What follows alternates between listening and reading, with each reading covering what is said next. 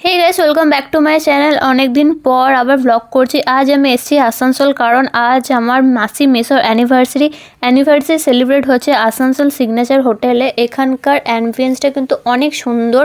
তোমরা যারা আসানসোলে থাকো তারা তো নিশ্চয়ই জানবে। তো চলো ভিতরে নিয়ে গিয়ে তোমাদেরকে দেখাচ্ছি।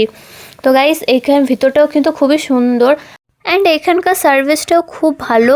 আমি চিকেন খাই না বলে পনিরের একটা আইটেম নিয়েছি, যেটা তোমরা দেখতে পাবে। আমি মেন কোর্সে ভিডিও করতে একদমই ভুলে গিয়েছিলাম। অ্যাকচুয়ালি খুব এনজয় করছিলাম, মাথা থেকেই বেরিয়ে গিয়েছিল।